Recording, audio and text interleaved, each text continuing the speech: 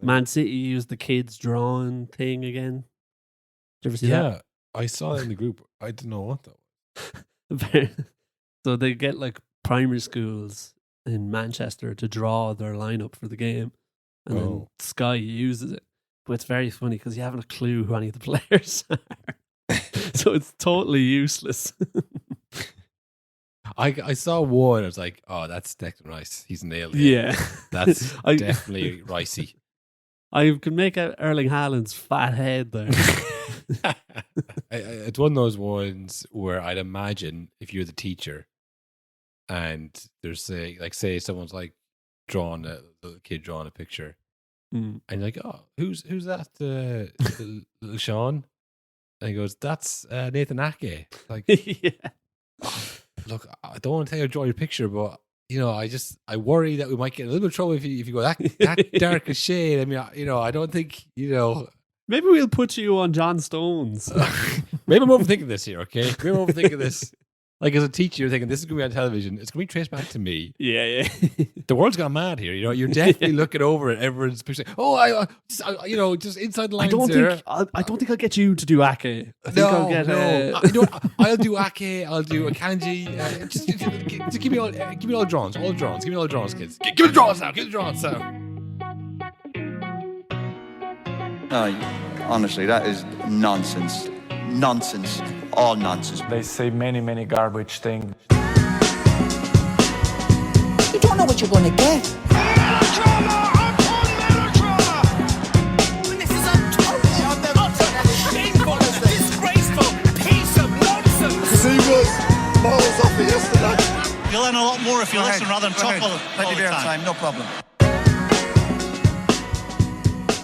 Hello, everybody, and welcome to a No Nonsense podcast with Carl and Will. Premier League games happen sometimes the weekend, sometimes as we speak. They're happening right now. Live. They're happening at the weekend. We're trying to cover it all. We're doing a little bit later this week. It doesn't really make any odds, No, whenever we go, we're late or early for games. Like we could say, we'll watch the games tonight and then we'll do it tomorrow. But guess what? Games tomorrow. Can't. It's very handy. It's very handy for us because we could be like, if we didn't get around to doing the podcast, we go, it makes more sense to do it Wednesday anyway. Yeah. Well, this is the thing. At this point in the season, there always seems to be rushed games. I'm like, yeah, okay, then there's Friday. But then, that was a week ago. We got games tomorrow on Saturday and Sunday, So, listen, we're going to try and we're trying to do it, but so much is happening. It's re-ramping up. Yeah. The crazy is ramping up as well in all of the teams, it feels like. Big news for Leeds. Very big news. They've had a big meltdown and they decided they need a big name to come in to solve their big problem. Yeah. So who else to go for? Robbie Keane. Keane. Get him in. With the assisted Big Sam.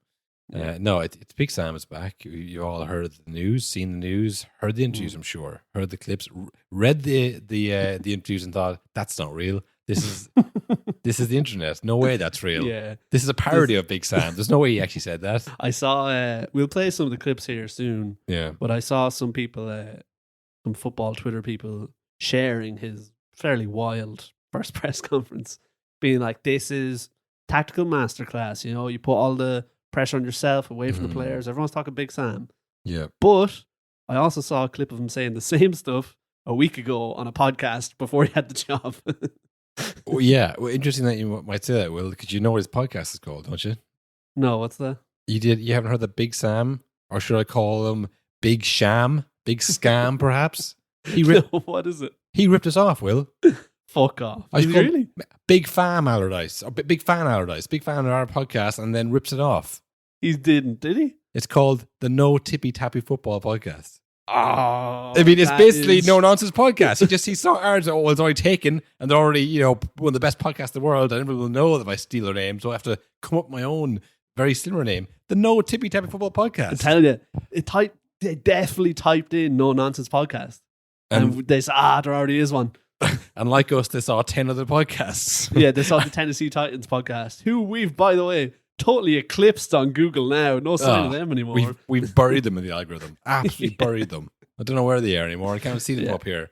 But I heard, because obviously everyone's talking about Big Sam this week, and people were saying, "Oh yeah, he was doing a podcast there recently," but and I was like, "Whoa, what podcast?" Whoa, hold on. And he started in October last year. Wow, he's been going a while. Not as long as us, Will. Not as long as us. That's what I mean. They definitely was a point where we were on Big Sam's Google screen. Yeah, 100%. Or someone who works for William Hill, more likely, because that's who sponsors the podcast. But they had their finger over the send button to send us a big fat check for the name. Oh. And then they backed out at the last second, didn't they? The marketing department didn't clear it. They got a hold of our stats from this time last year and went, "Oh, actually, lads, hang on. We could probably just beat them." It's okay. We were close to buying them out, but no, it's all good. Yeah, I saw that he had like a kind of I guess he talks tactics, he talks like football stories, but clearly he didn't care much for it, because at the first opportunity, the first and worst opportunity, he was like, "Okay, fuck this podcast shit, I'm back in." Thank fuck for that. Yeah, but I just said he's just been basically saying the same stuff that he said in press conferences and whatever, for probably a fat check from William Hill, I'm presuming. Yeah. But yeah, he's back with Leeds. I don't know if you've mentioned Leeds yet. That's the ones who fucking brought him back in. I mean, a far cry from Marco Bielsa. Yeah, how far they've fallen from the entertaining at any cost football that they used to play. Yeah, they're the total opposite. Do any of the clips relate to what we're saying, or? Yeah. Well, here is some of Big Sam's immediate thoughts on coming in the door, because he has a reputation, but he's like a lower level manager is the reputation. Like, he's never going to break through to the top teams. You get him in if you're in a jam, and I think he kind of resents that reputation. Yeah. So here's a quote from him. Far too many people think that I am old and antiquated, which is so far from the truth. I might be 68 and look old, but there's nobody ahead of me in football terms. Not Pep, not Klopp, not Arteta.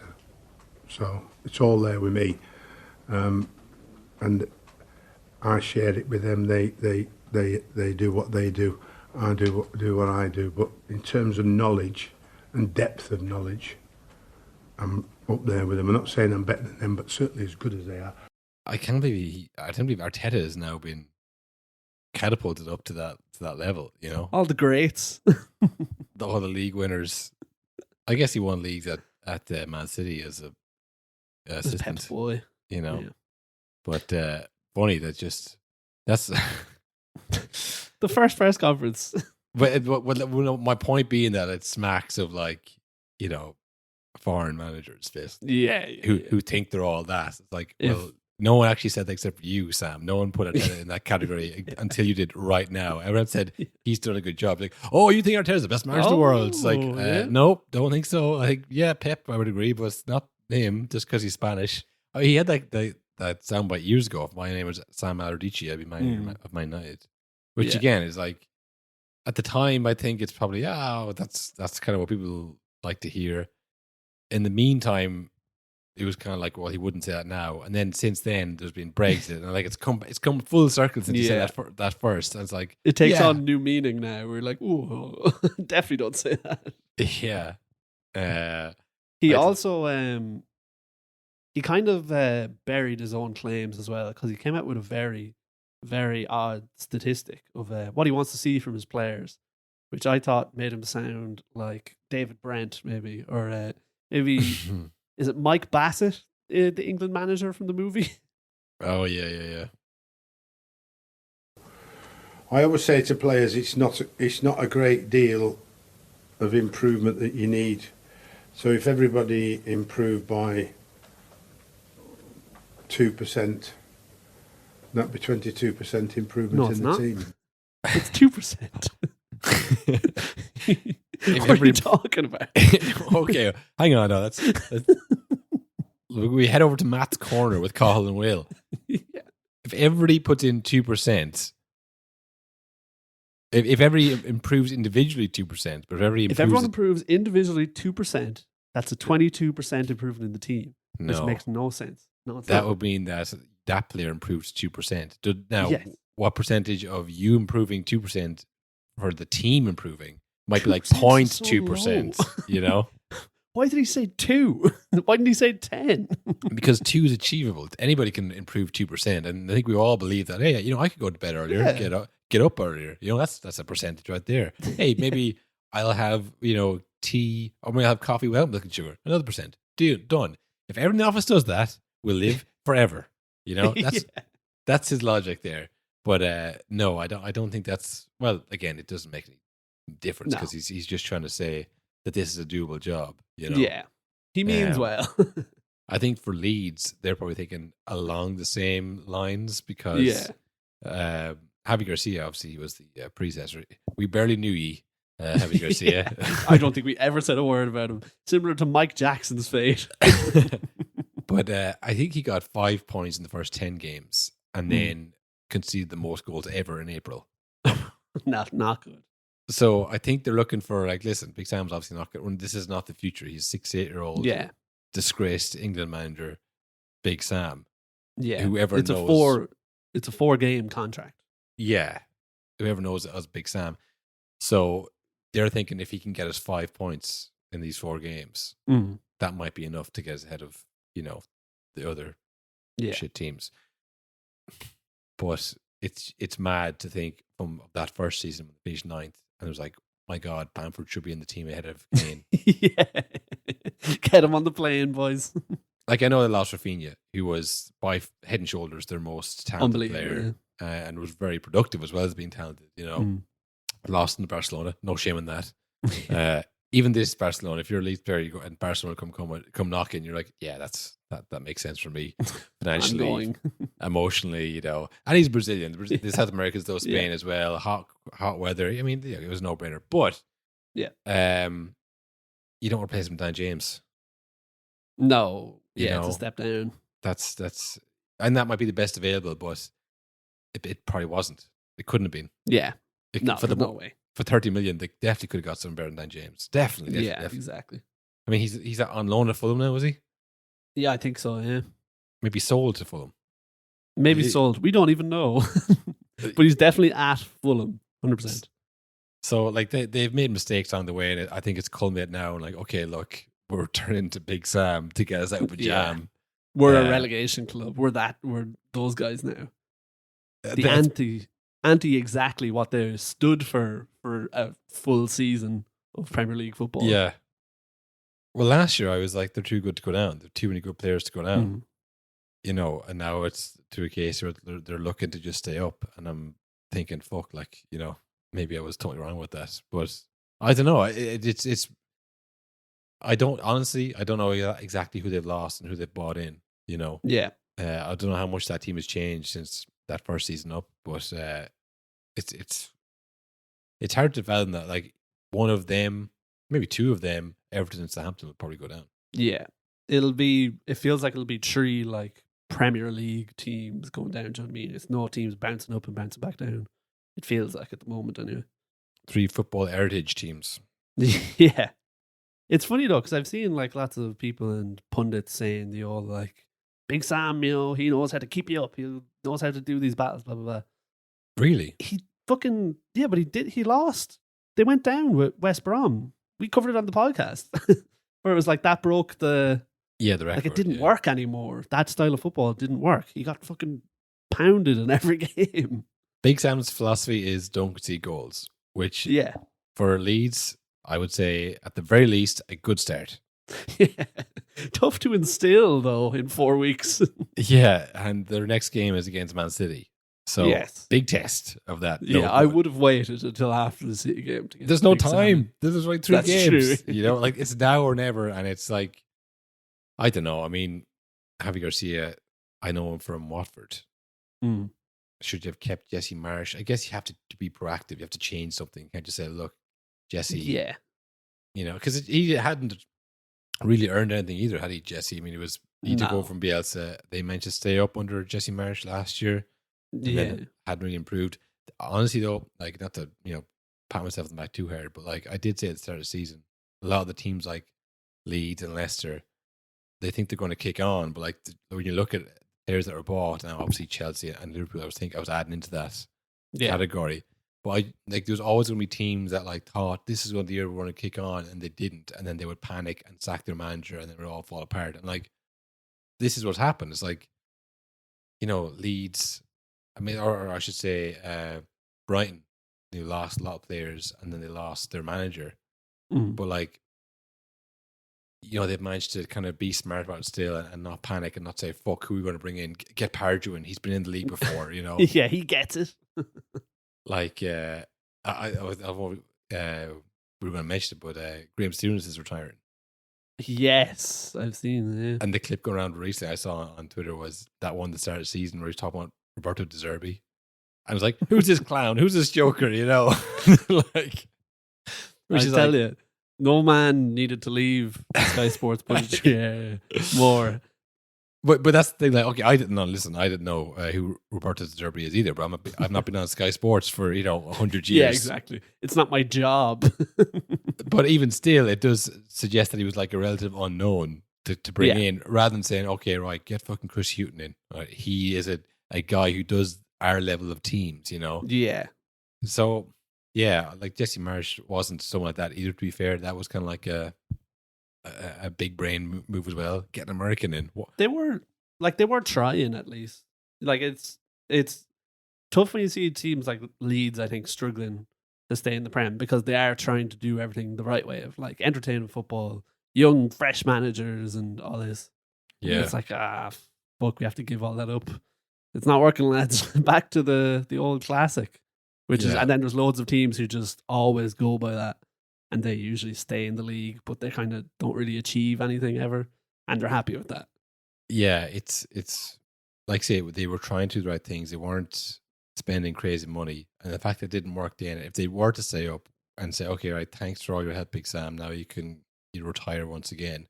Yeah, you going into Leeds thinking, as I say, as a new manager, thinking, oh yeah, this is a good place to be. It's like, well, they really don't know how to stay up doing the way that they want to, and they had to turn to Big Sam. They had to just like abandon all principles, abandon all philosophy, which means they've lost faith in their own philosophy how to do things. Yeah, and they failed at it. So if I'm going in, do you want me to redesign the whole club? What do you want me to do? So it's not an attractive prospect, even if they do stay up.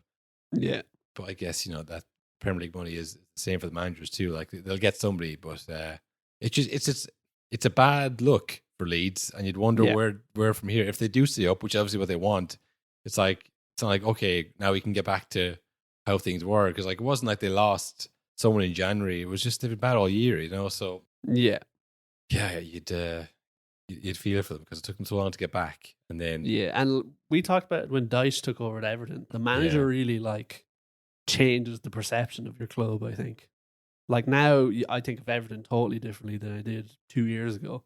But like it feels like they're just stuck down there. You know what the game's going to be when you watch it. Like it really sucks the life out of your club if you're you're just like grinding out results and you have a manager that's known for that. Yeah, I think even if they do have a bit of short-term success, it only lasts so long because the fans are like, you know what, I could do other things at weekend. Like for instance, watch this game of TV at home, okay, and turn it off when it gets boring rather than being in the ground. Speaking of games that looked like they were going to be boring, and the fans were actually leaving after 15 minutes. Did you see that? Yes, I did. A classic. Of course, I'm talking about Liverpool versus Tottenham. Those Spurs fans, man. You couldn't even be bad for them, could you? It's incredible. I was watching that with my dad, and we were like calculating how long it takes a train from North London up to Liverpool. And we were like, okay, right, we'll just say, just for argument's sake, they live in North London. They're not from anywhere else in London. They're in North London. They have to go into town to get into the station, right? So that's a bus or taxi first. Then you go from there up to Liverpool, So it's not even like, you can't even say from the station to station. You got to guess where they live. We'll say they live on White Hart Lane.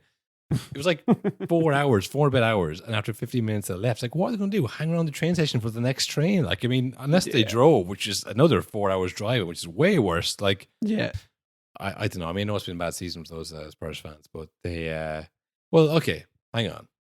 Before I go too hard on them, you're down 3-0? 3-0 in 15 minutes, yeah. do you think I'm not doing this again? And you go home? Well, resident Spurs fan Burnsy put in the chat, "Oh no, not again" at 2-0. So I think that was the overwhelming feeling of the fans of, "Oh fuck, it's happening." Are they better off than the people who had joy snatched away from them at the end? That's going to be tough. I mean, you did have the moments where you thought you'd done it. That's You what thought, life's "This is about. the That's what life is, you know? Exactly. But also the absolute crush of defeat must have been something else. Yeah, I've seen a few of those reaction videos. The kind of like, yeah, I've seen the ones. the Mark The one with Goldbridge the type two boys. ones. Yeah, Is amazing. It's a good ball. Richarlison! Let's go! Yeah! Richarlison's done it! Richarlison's done it! He takes his shot! Unbelievable! Unbelievable! Oh my word! Richarlison is the death! Is there time for a winner here, boys? Is there time for a winner? Why not? This is one of the best Premier League comebacks you're ever likely to see. 3-0 down after 15 minutes. Shame it means nothing. These players... Oh no! Oh my God, Jota in the box! Oh my days. What are you doing? That was terrible. Who passed that? Who was that? Oh my Oh, for God's sake, Tottenham. Was it Lucas? What has... such bottle jobs.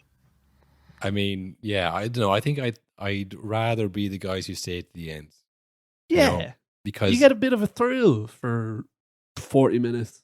because like that's one of those when Spurs fans go on camping trips and they tell horror stories around the the campfire of their team. You know, you go, yeah, I was there. Richarlison was there. He scored the goal. He did the dance. I thought it was all good. And then His first Premier League goal. and then you go, yeah, I left after 15 minutes. It's like, well, you're a scumbag, and I don't know who invited you on this trip for one. You know, Then it's like, why are you watching football? Like, why are you even bothering? But that's like, you're not talking about that game with, say, Liverpool fans or Man United fans. You're talking about it with other Spurs fans, and you're like, you're consoling yourself with that. Oh, it was fucking brutal. If you pop up and go, yeah, I fucking turn off the TV. It's like, right, cool. Like, you know, like, have you ever like? There's been comebacks. They were 2-0 down against United last week, and they drew that 2-2. Again, they were way better in the second half, and that happened again this week. Like, because it wasn't like a walkout protest. You know what I mean? It was just like, no, there's like that. Fuck this. I was like, 6 guys went, no, I can't. Not doing this. Now, they might have been like, my mental health can't take this again. I was at the fucking Newcastle game. I'm not doing this again today. Yeah, but you know they're checking their phone, you know what I mean, for the scores. Well, so they have live score, definitely. It's going bing, bing, bing, bing. So they're walking around like the Beatle Museum or whatever in Liverpool. Yeah, they're going, oh, it's 6-0. Well, I've heard notifications. There's definitely us scoring, you know. Kane's lethargic out there. Couldn't be us. I don't know.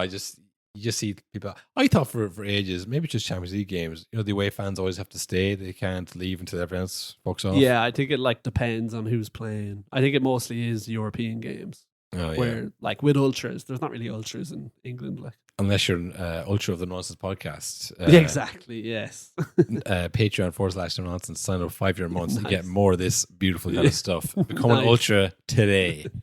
Yeah, try skip that one. You won't know what's coming. Yeah, no, but it was the first 15 minutes 3-0 down, and I was close to turning off TV because I'm not a Spurs fan. I was like, right, I should probably, give the house a clean or something. This is not productive at all. But be fair to Liverpool, they almost bottled it. They sure did. Spurs hit the post 3 times on top of the 3 goals they scored. We said last week that they will concede. They're just they look like a team that need to sign Van Dijk and Alisson. Like they're just the old Liverpool. Van Dijk was slipping and sliding all over the place. I don't know what's going on with him. He's lost his mojo. I don't know what it is. He's doing the same things he always did, but people are just getting past him.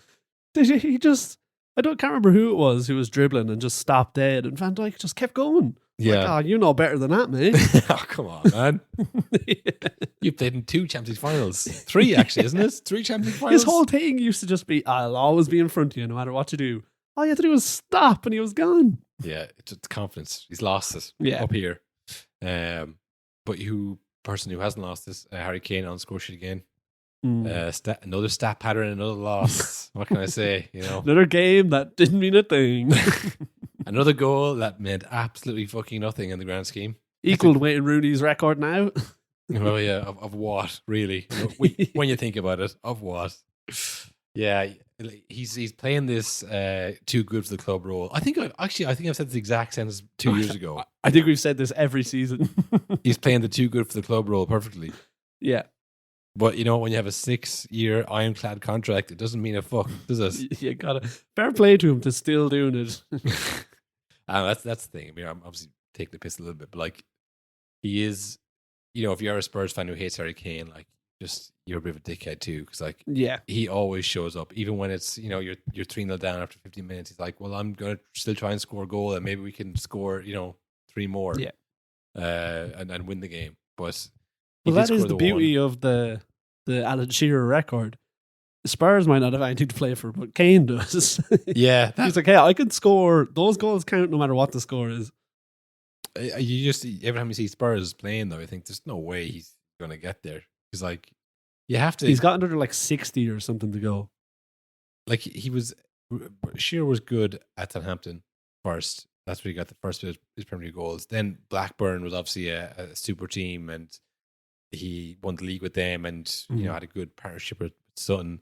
And then Newcastle, who like right up until like the mid 2000s were like competing for the league, and I mean I say competing, but like they were top 4. They were in the Champions League, like they were winning games. Like, and I know Spurs have been like that for a while, but I mean, and that's why that's how I have to get the record. But I mean, I think it's hard to see Spurs continuing in that form, and Kane.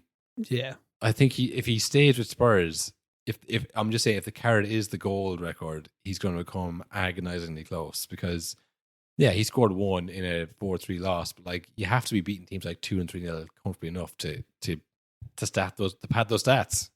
Yeah, like it's a race against time, unfortunately, for him, where he is scoring still like 25 goals a season, 24 league goals a season. Yeah, but I mean, you have to think in a few years' time that's going to get harder and harder to do. Maybe not. Like players can do it. Lewandowski, it never bothered him. And no, but it's a good team. Like Lewandowski could do that at Bayern, and he's doing it at Barcelona. And prime Lewandowski was doing it at Dortmund, who were definitely the second best team. But as he went into his late 20s and 30s, he continued that same level at Bayern. I don't know if he would have at Dortmund, because it would have been hard. Yeah, So I mean, that's the kind of team that Spurs are. And like as he gets older, and you got to move it on. It's like if you're like not quite as good, and it's like I say, it's a funny one, because like if he was that team that was winning easily, he'd still be good. But when you're like chasing teams and like chasing the league, maybe you need someone different than Kane. Maybe you need Richarlison. And it's like he might get dropped because Spurs aren't good enough. You know what I mean? Yeah. Where you're just like, but even like I'm sure he would happily stay at Tottenham for the rest of his career if it was an option and like they were doing well. But it's the whole thing of like, not only does he need to win if he wants to win something, but if Spurs want to really go to the next level, they need the money from Kane. You can't be letting him go for free. Then your best player is gone and you didn't make the fucking 100 million quid to replace him with. It's just going to be so hard to replace him if they don't sell him. Yeah, but I think you have to be more like Brighton or Southampton. You can't. Like, again, you get 100 million for Kane, and then you go shopping in the Bundesliga. Like, you're going to get fucking fleeced. Yeah. And you won't get someone's good. So, like, you just have to fucking, like, take 100 million and, like, say, we're not going to probably compete this year.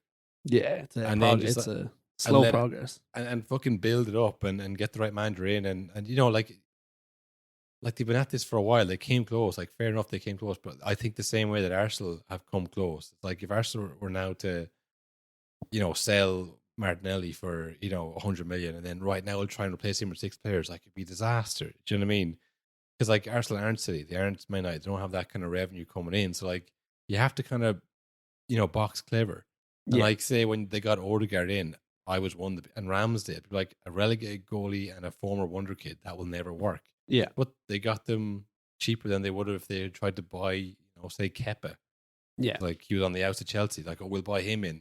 That would have cost them whatever 30 million more. So like, I don't know. I think I don't know how we got how we did a deep dive with Spurs or even top of the game at all. I mean, it was an unbelievable game, and we said, yeah, but what about Kane's future? Our favorite topic. Yeah. Sorry. Okay, so the game started, right? Yeah. Back to the game. Immediate goal. Immediate goal from who else? But Curtis Jones gets off the mark. Pops up. Yeah. I think that's what people thought. Okay, well now we're in real trouble here. It was 3 minutes in. Jota is back on the score sheet. Looks like he's back in form as well. He was a huge loss for them. Diaz also played really well. And of course Salah. It's one of those things, like, you know, when you look back on like the seasons he's had, or like Twitter arguments, people are like, he scored 20 plus goals every year. How was he a one season wonder or whatever? Like this season, like at the start, he was like just so far off the level. And like not even that, like, oh, everyone's playing bad. Like he was missing chances and he kicked penalties wide. But like he'll end this season with like, 15 goals, 15 assists, whatever he'll have. You know what I mean? But like, another good season by Salah. What do you want? What more do you want? His penalty was insane for someone who's missed a few this season. He rifled it into the roof of the net. It looked like he was going to Panenka it. Yeah, it was like Panenka it directly up into the roof. It was insane. It looked like he's going to Panenka and then went, no, I better lash it. It went, whoa, that was high. Yeah, that was a very high one. Yeah, it's like barely snuck under the fucking crossbar. And an interesting sack game from that for Liverpool. 3 penalties this year, and Salah missed them both, or missed the 2 previous and scored that one. So we've got 3 penalties in the league this year, apparently. That's mad. Maybe that's why Klopp was slowly boiling over with rage for the whole game. Yeah, well, there was a few decisions for both sides. You know, they always say that. Listen, it's fine because the ref was bad the entire game for everyone. Yeah. So no reason to get mad. Klopp is in trouble because he said that I don't know what this ref's problem is with us, and he like called out different cards in the past and stuff, which you're not allowed to do because you can't say a ref is biased. But in the same game, Jota also kicked a man in the head and didn't get a red card. So it's like, well, he's bad for both of you. It's just how it is. Yeah, that's the thing. It's like if it's when someone says, I don't know, you do something, whatever, and then something that annoys somebody, like, oh, you're always fucking, late, whatever, and then they go back and go, well, you've been late every other day, or whatever, that. And it doesn't change. It's like, okay, so that doesn't make your thing good, and also, have you been holding on to this, like, so you can throw it back, like, It's like, well, look, if the ref's bad, so it's fine. It's like, that's actually not fine. No, it's bad. And it's like, yeah, that's why he's mad. That's why he's been wound up, because the ref's been bad and it's frustrating. His job. Yeah, of course he's not going to account for all the times the ref was bad for the other teams. He doesn't care about that. He's not looking out for those. He's looking out for the ones against him. I'm sure the Spurs, I'm sure Mason is like, hey, I know I haven't managed here a lot, but I've seen you here fucking up a few games. He did. He wanted explanations after the game. In his press conference, he was pretty mad. But I mean, he's not as big a star as Klopp, so people don't really care. But I mean, he was equally as mad, and probably more right to be mad, honestly.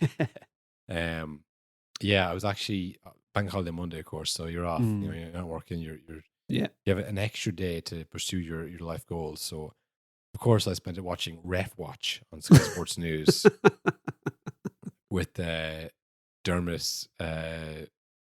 The ref who does the fake English accent. There's that guy. Yeah, I know what you mean. Yeah, I haven't really ever seen that clip. There's a clip of him on, like, I think, off the ball and like in a proper dub accent. And then he's like, yeah, no, they couldn't understand me, so I put on the English accent. And I was like, what the fuck is this? And then you go on Sky Sports, like, yeah, well, of course, I think it was a red card. Insane. He just completely changed his accent for Sky Sports. It's insane thing, like, not the done thing. Anyways, he was on Ref Watch. Pretty funny stuff, to be honest, because your man, the presenter, was like talking about the Jota incident or whatever, and then he was like, but of course, he shouldn't be on the pitch in the first place. If you go look at the stamp on Luis Diaz, and then he keeps kind of pushing him and stuff like that, and he's like, listen, I know what you're trying to do, you're here to trip me up, I don't know, that's your job, I'm just telling what the facts are. Like he's a politician or something. But yeah, like it's it was loads of decisions like that where there was the skip stamp on Diaz, which he nicked the ball first and then proceeded to stamp on him, on a guy who's only been back from injury. Yeah, definitely nose is probably not at 100%. But you know, what goes on comes around. I'm gonna kick you in someone in the head. I mean, is that not like a definite red card? Am I going insane? Like, I mean, I know everyone has said it is, but like my memory of tackles like this is my brother and my stepdad going on for fucking, I would say, 2 years about when Ederson kicked Mane in the head and didn't get a sent off over it. Yeah. This is the exact same thing, but there was I didn't hear any complaining from Liverpool this time. Wasn't it Mane that kicked Ederson in the head? No, it was Ederson kicked Mane in the head, I think. Oh no. Was it? Didn't both things happen? Did both things happen? I'm going to look it up right now. Was there a goal time comes around situation for that as well? I think there might have been. Like, Ederson he's prone to flying through the air recklessly. Yeah. He's in Champions League as well. But I remember Carragher saying to Mane, was that kick in the head serious? And then Mane ran away laughing. Yeah, apologies. It was. So the title to this YouTube video is Sadio Mane kicks Ederson's face off. Yeah, I think it so was. I think my brother and my stepdad were annoyed because the angle was like, well, look, he was just fucking going for the ball or whatever. But you can't kick people in the head. It's the high foot is the whole. You always hear that. In school, I was thinking high foot because it was one of those things they battled with before the rule makers. Probably was more physical. It was like, right, we can't just call these things by ear because some refs they have different ears. You know, they see things a little bit differently. So we have to just draw a line in the sand, and that filtered down to schoolyard stuff. And it was like high foot, that's a free. Yeah. That, like, if your foot was higher than like your hip or whatever, like, so you can't put your foot up there. I'm going to head the ball there. Your foot's sharper than my head, so therefore don't do it. But banned. Yeah, the game's changed so much. I don't know. I mean, like, it wasn't like it was at his legs and Skip ran in with the head and then was like, oh, I kicked him in the head. It was like it was at head height and his foot was then up in the head, and then there was blood. Studs up.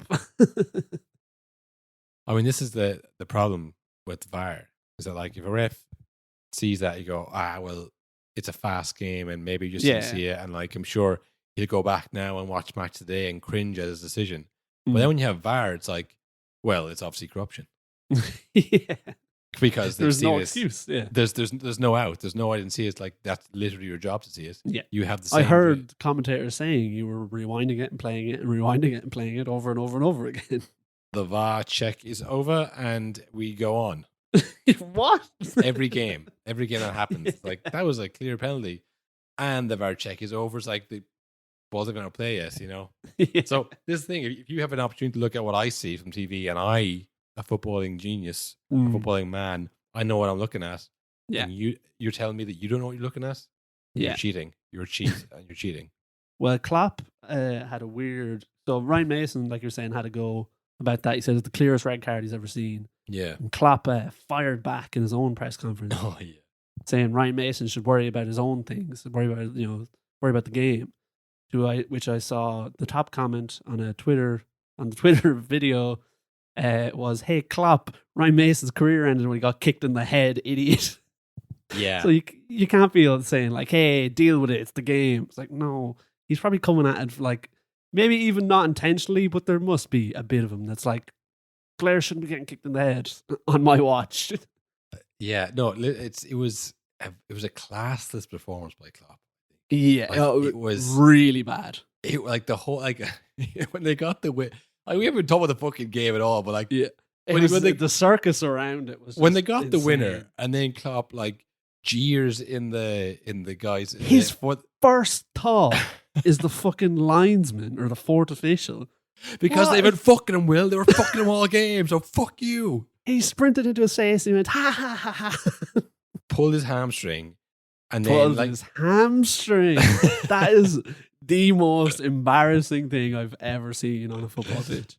And then, you know, after the game, Ryan Mason's like, it's a clear red card. And then Klopp's like, yeah, that's just his narrative. That's just his opinion, man.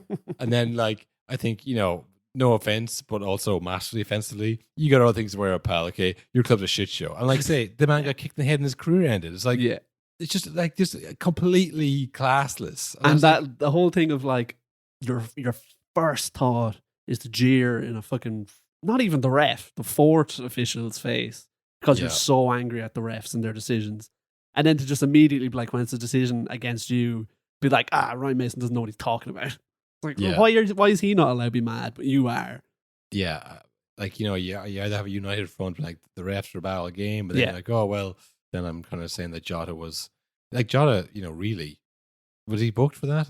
I think he got a yellow, yeah. I mean, what did he put down the book? Kicked in the head. Yellow? That makes any sense. So, like, Sweet chin music, yellow card.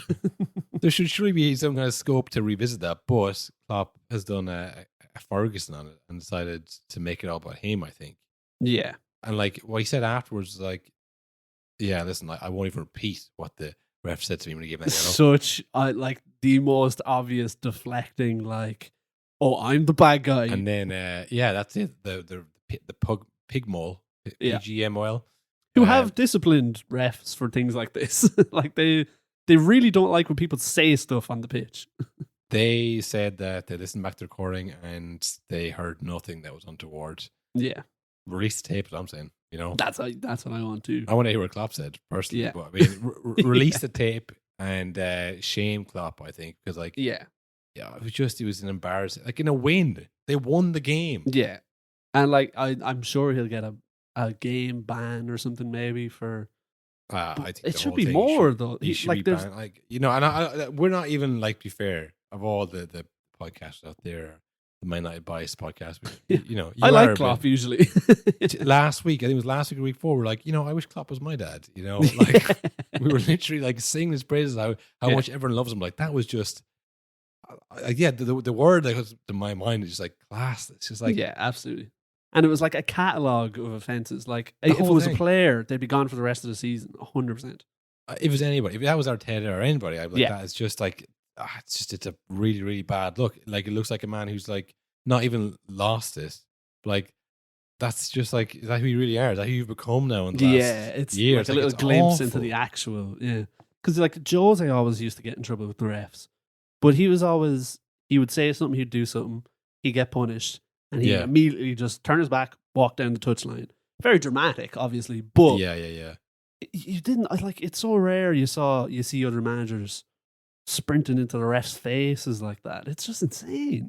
The last time I saw it was when Liverpool were playing Man City, and when City scored that goal. Do you remember Pep just started celebrating and started talking trash to Tomiskas for no reason?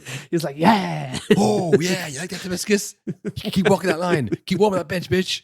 Whatever he said to him, I was like, "This guy's a fucking prick as well," Like, that was a player, and maybe Tomiskas should have fucking nutted him, to be honest. Like, what's he got to lose, I suppose. But like, like that kind of stuff, like, that's the real you. That's these psycho winners who we all kind of admire. It's like, that's who they can really be when it's like, when they're winning. I hate saying the mask slips, but like when you're winning and you're up and then you do that, it's like you feel like I don't know. But I think Klopp probably will be banned. I think he should be banned for that. Definitely a game at the very least. But honestly, it should be a few games because it's a multitude of different things. Like a quick word, of course, for the greatest player in the world for the World Cup, Richarlison. We saw a glimpse, Will. Yeah, we saw. He almost burst onto the scene finally. I think this season has been shit, in his own words, and then repeated by context, saying your season has been shit, pal. Not the season, your season. Look after yourself. You got other things to worry about than me, pal. That's what he said to him. I'm rich. But someone I think has just summed up Richarlison's season. Yeah, very, very aptly. Goal, take shirt off, disallowed, booked. Goal, take shirt off, disallowed, sent off. Goal, take shirt off, does chicken dance, booked. Liverpool go up to the end and win it anyway. That's the highlights, because we were actually talking about that before. Has there ever been a player who got booked, taken off his shirt, and then the goal disallowed? Does the yellow card count? Because that did happen. It happened this season. Twice, Jim. Friend of the show, Robert McGinn, Ginner, as his friends call him, informed us of this, that Richarlison had in fact done the exact thing. And this time it wasn't, the goal wasn't disallowed, the goal stood, but it was kind of much worse. what's the word? Not disallowed, but cancelled out, we'll say, by Liverpool Grump scoring the winner. Do you feel bad for Lucas Moura? I mean, I honestly will. I thought Conte had jettisoned him out along with Brian Gill and Jed Spence, to be honest. I forgot he was still there. I saw a similar post about Lucas Moura to the Richarlison one, where I think Lucas Moura has made 3 appearances for Tottenham this season, and I think he's got an immediate red card after being subbed on, gave away a ball leading to a goal, and gave away a ball leading to a goal in that one. So about 45 minutes of football, 9 points dropped. Yeah. Did he set up the goal when he came on or something? I don't think so. Maybe he did, but I didn't. I didn't see any Tottenham fans particularly happy with him. Yeah, I know he came on anyways, and he kind of back passed it. He was cold, needed to warm up. Yeah, it was, and it's just like, should the game's done? It was done. The game was done. The chicken dance had been danced, and I mean, I do feel bad for Richarlison because it's tough to. There's a lot of memes going around at the moment based on people thinking they're after doing something. A lot of different formats for the same thing. I've seen them all for Richarlison with the chicken dance. Like, he thinks he's him. He thinks he's done something. All those. Not a good time to be making it. Yeah, not a good time to be making a public celebration before losing. No, but I mean, it was done, Will. Well, I mean, the biggest thing I suppose though is that, like, it just shows how vain you are. I mean, for one, he takes off the shirt. Obviously, that's what he does. Again, third booking.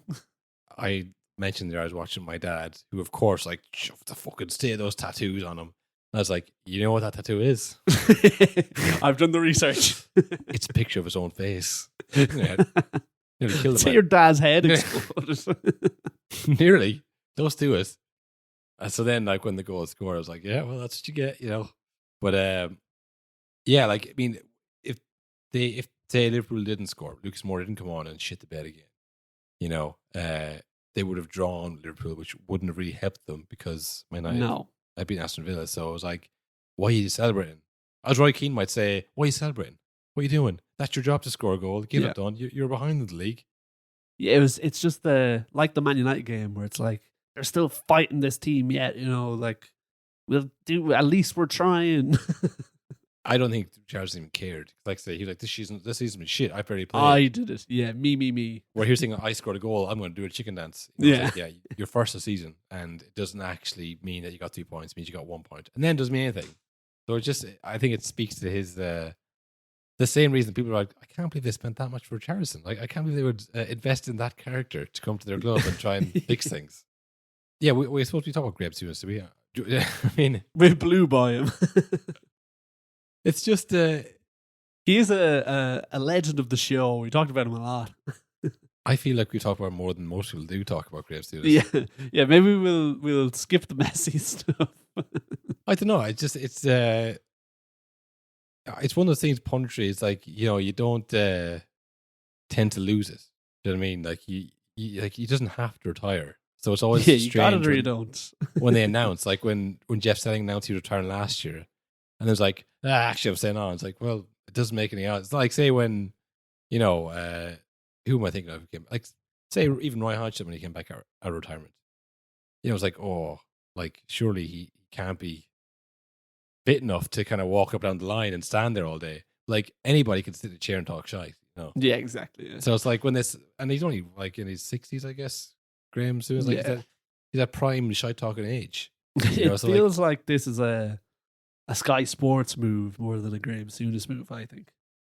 You think they're not renewing his contract? Well, maybe not renewing his contract, but like maybe they're just not too pushed on renewing his contract. Do you know what I mean? There's like he might want more money or something, or it's even just they just want younger, fresher faces. They love fucking Daniel Sturridge now. Well, I think I know what it is. What's that? I just thought of it right now. Big Sam got tired by Leeds. Now the no tippy tappy football needs a host. I mean, oh no! Don't give him any ideas. I mean, it sounds like if you said there's someone who has a podcast called the No Tippy Tappy Football Podcast, who would you have said? Big Sam and Graham Souness, either or. You know what I mean? Maybe because Big Sam wasn't working in it, but like it's made for Graham Souness. He'd love that. Yeah, it's the ideal host. That's where maybe we can stick an ad on that. You can stick an ad on here. That would be great. Yeah, surely we get the same catchment area. Yeah. Any other thoughts on Graham Souness? Well, you know what we'll do? We'll play some of his best moments. You are now about to witness the strength of street knowledge. I thought they dominated the ball up into 18-yard box of Man United. And why are you looking like that? You're not doing it. No, it was the way you looked. So I reckon 64% of the ball coming to Old Trafford, you played well. Do you agree? Now, at no time here, his player is number 11. At no time is the right side of number 11. He's ball watching. Look at number 11. Look at number 11. You know, I'm sorry, that is basic stuff you learn when you're playing on a youth team. If he's not got it now, when is he going to get it? Yeah, and I mean, he got taken apart by Torres. Under no circumstance. Unless you're the watching VAR officials. You're talking about VAR as some sort of magnificent computer that's perfect in every way. It's human error, and they don't know what they're doing. That's the bottom line. Well, that's Graham's view. They don't know what they're doing. Ask a football person. 2-3 weeks ago, you tried to put words into people's mouth. What I said, he's a steady Eddie. I took over them. I say he's a steady Eddie. Casemiro's never been a great player. But I don't see him as a great player. I don't see someone's going to get just named him as a standout. Well, you just listen to what I try and understand. I mean, when I woke up this morning, I think I was still speaking English. You were accusing me of calling him a steady Eddie. I stand by that. He's in the fucking intro to the show. He is, yeah. He's from the show, yeah. Oh, it's very somber now every time you hear him. Maybe listen a bit more and learn a bit more. To Roy Keane, another pundit who, like, I don't know. You know, I was thinking about this actually over today, that, like, he doesn't really kind of say anything. You know what I mean? Like, he just kind of gets mad at, like, the passion and the players. And he is literally, like, in my day, we would never lose to Man United that much. You know, it's like, I guess we can never prove that, can we? But it had gone, like, quite technical there for a while. And I think that's what saw the end of Jimmy Redknapp. I haven't seen him in ages. No, very long time. Because he wasn't angry and he wasn't tactical. He was just like kind of... You're not getting clips out of Jimmy Redknapp. No, unless you're making fun of him, you know. Exactly, yeah. Tell him to calm down or take a breath, whatever it was. Yeah, I think it was take a breath. Like, when Ned was there in Cardiff, you know, with the board, and it was like tactical masterclass and breaking down teams. They can do it both, yeah. And they were like, oh, these guys are amazing. And then Gary Neville got the job at Valencia and it was just like a roaring disgrace. And I was like, oh, right, so that's just all bullshit then. That's just all... That they weren't actually... We don't know what they're breaking down, because when he would try to do that at Valencia, he couldn't do it. Now, forget that they were a struggling team and there was a language barrier and, you know... But I think a lot of people lost faith in, like, the X's and O's at that point. And I think that's what saved Graham Souness and, like, Roy Keane was like, let's just get lads be angry. And then they went to kind of more fan TV and like that. And I think that's what kind of gave Graham Souness the extra bit in his career. But, like, I mean, what's he most famous for now is probably the Pogba stuff. Pogba, he's a meme for the Pogba stuff. This year, the Casemiro stuff. Yeah, well, he was right about Pogba. That's the only thing. I mean, yeah, he was bang on. every step of the way, he was absolutely bang on. But you know why he was right about him? Because he never broke down his game. He just said, this lad's going to let you down. I'm like, you're right. He shouldn't be dancing as much. Yes, I agree. Yeah. That's all it was. That's all the analysis was. Like, the analysis is a broad term to say, because like, it was just like, nah, I don't like him. Don't think he's the right character. And then I guess you could most people would agree with that. You couldn't say he definitely wasn't or definitely was. So, like, the Messi stuff. I don't mean the Messi stuff. I mean the Lionel Messi stuff. Yeah, the Messi stuff. What's the biggest rivalry in football, Will? Well, I know the answer you're getting at. Well, just say some of the ones. But for bit's sake, I'll say Liverpool and Man United. Oh, you know, up there, Will, but not quite. Maybe somewhere further afield. Ooh, Barcelona, Madrid, maybe. Oh, that's a good one too, you know. I'm thinking maybe south, maybe southern, more southern than that, maybe eastern even. Oh, I'm not too sure. Where else have we got? Let's say Inter Milan. Inter Milan, AC Milan. Well, you know what? Champions League semi-final. It's still a rivalry, but we'll know the biggest rivalry, of course, in world football, in modern sport, modern football, is in the land of Arabia. Yeah.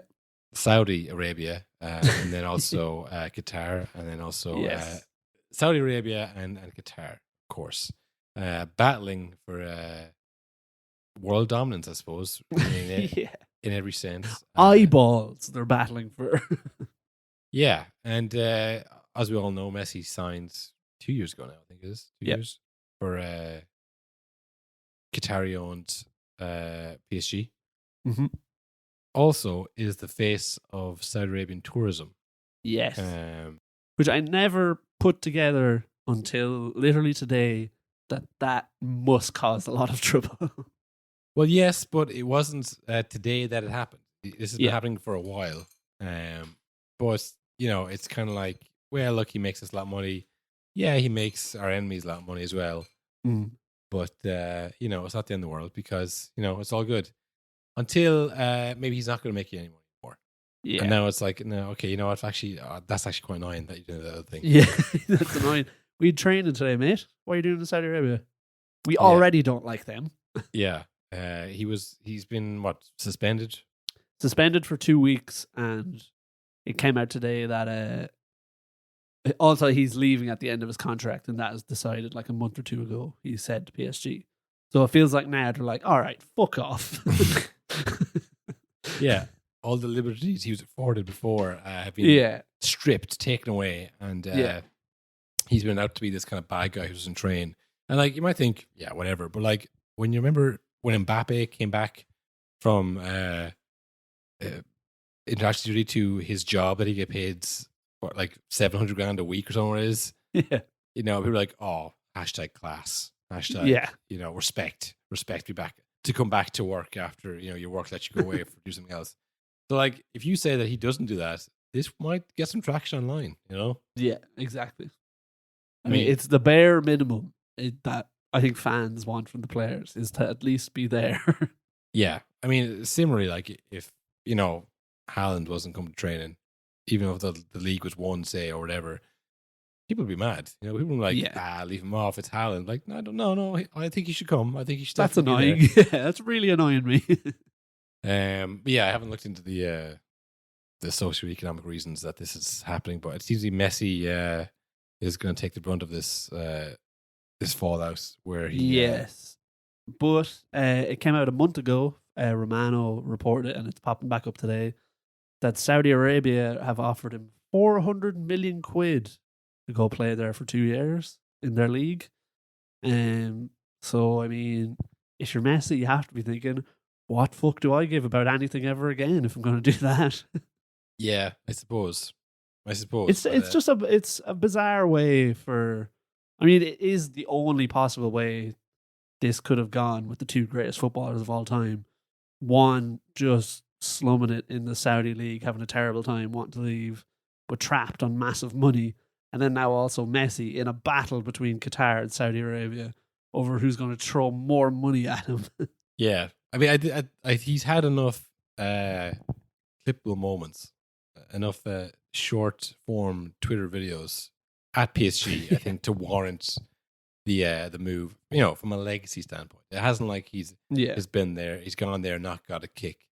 He was still getting, like, remember last season we were talking about, like, where he wasn't at it, he was still getting like 20 assists, I think, in the league. Yeah, it's kind of like when Zlatan came. I mean, that was years ago now, but I mean, that was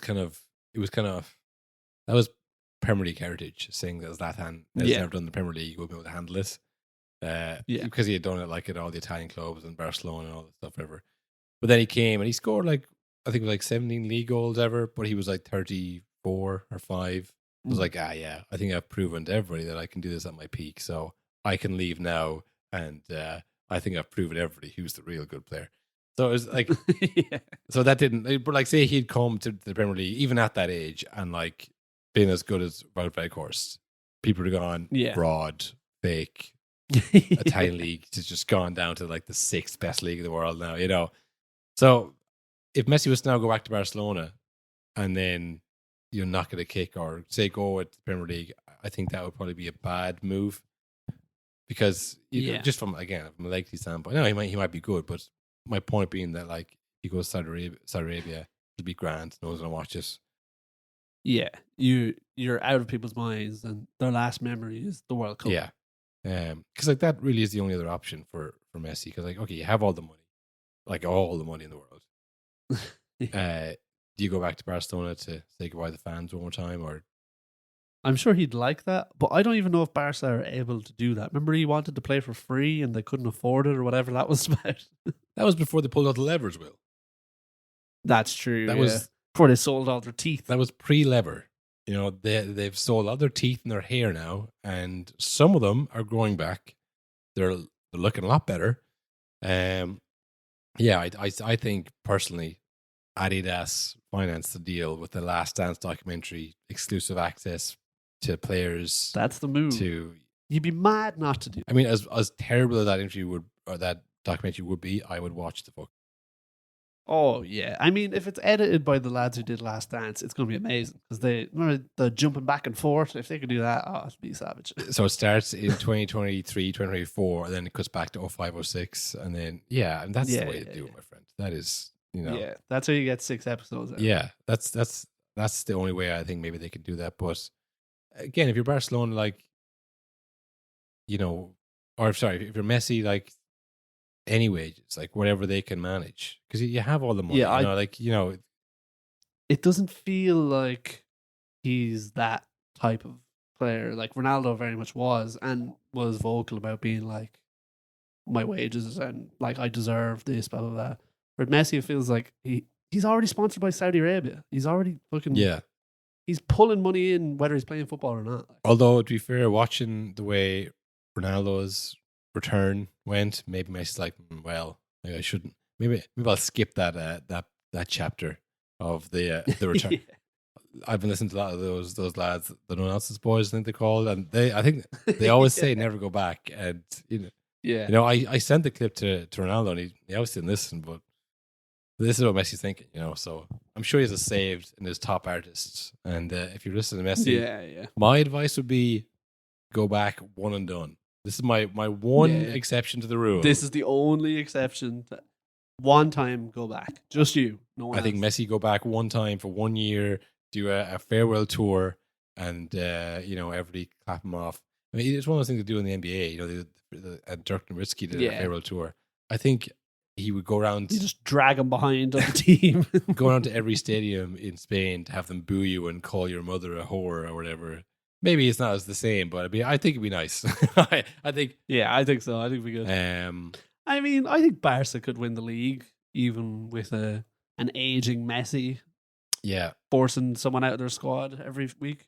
Like the team's really good. Yeah, well, that's the only thing that Messi mightn't want to do is like, listen, I can go to Saudi Arabia and play all the time, or I can go to Barcelona and maybe not play all the time and have my career ends as a bench warmer or whatever. I don't know. Maybe that. Or play all the time at Barcelona, but maybe at the expense of a result or two, because I'm not defending. Like maybe he doesn't care about the money, which I'm sure he does care about the money, but like I think he cares about playing as much as Ronaldo cares about playing as well. Like that's definitely I have to play every week, I'd like to see him do it though. I'd like to see him to come back, especially if it leads to if they win anything in that season. That'd be an amazing story, I think. Yeah, that would be nice. You know what I wouldn't like to see, but I could also see happening is him reuniting with Pep and pinging balls into Haaland, which would just be a nightmare to watch. No. For every other team in the league, that would be rough. That would not really suit Pep at all, because he's already sharing the spotlight with Haaland right now. He hates it.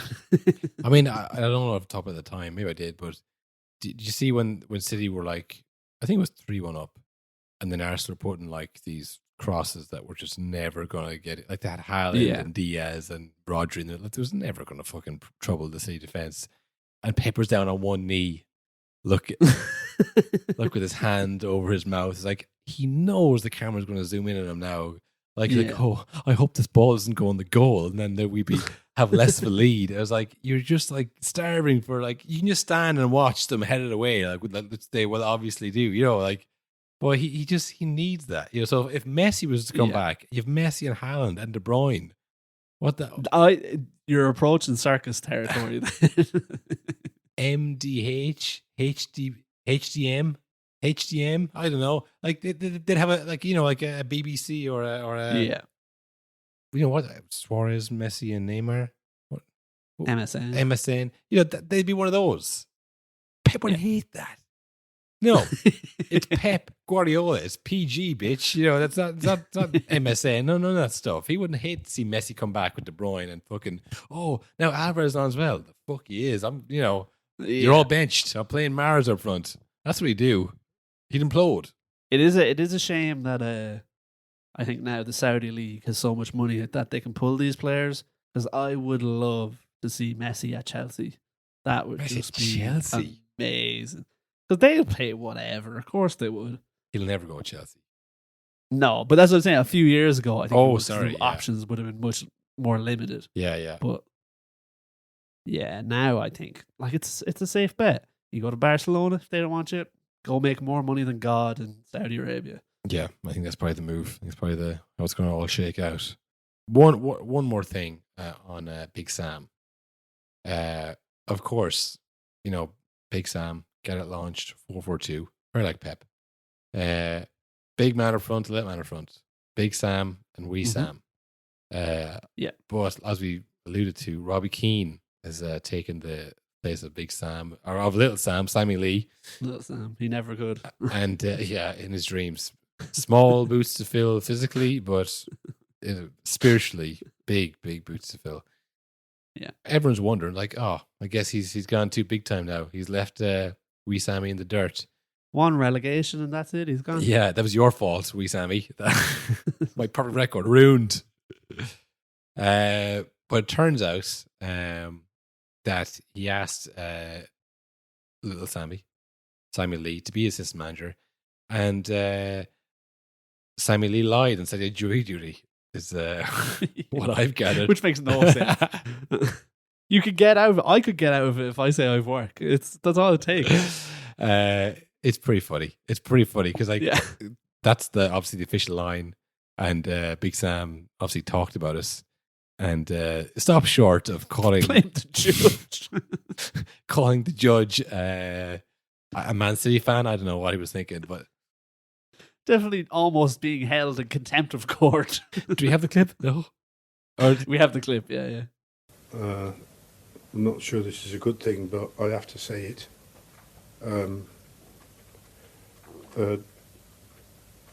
The judge has left Sammy unemployed because he's on jury service and wouldn't let him off. And I find that to be very, very poor judgment indeed. So, you know. Yeah, as you said, Will, very David Brent kind of like realizing you're about to put your foot in your mouth and then trying to like veer off, and the way you save it is you make yourself look like an idiot. You make yourself look like an idiot, and you also dog your closest friend by saying he's unemployed. Yeah. This is your fault, Judge. You've ruined his little tiny life. Do you think Simon? I keep saying Little Sammy. It's Big Sam. I think Little Sam said, but you think it's real? Think that'd be a great scandal to come out where like the judge, because he's been insulted by Sam Allardyce, goes, like, who the fuck is Little Sam? There's no Sam. We have no record of Simon Lee being called to jury duty, and then says, "Listen, I didn't want to go back. Okay, we've done it so many times. Like it's the same thing over and over again. Okay, we can't keep pulling this trick." No, honestly, that is nonsense. Nonsense. All nonsense. They say many garbage things. You don't know what you're going to get. This is a utter, disgraceful piece of nonsense. He was miles off it yesterday. You'll learn a lot more if you listen rather than talk all the time. No problem.